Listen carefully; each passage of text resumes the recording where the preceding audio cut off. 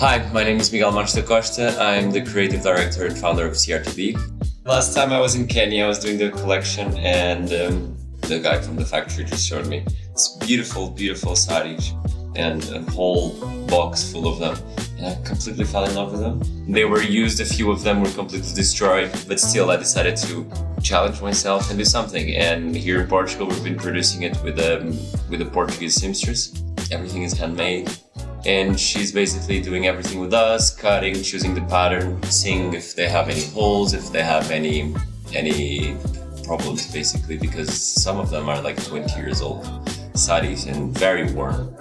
But I think that's the fun part. It's beautiful.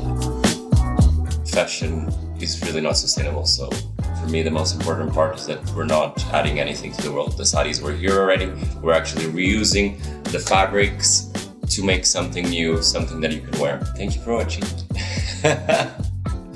Vou ter agora fazer qualquer coisa no chão.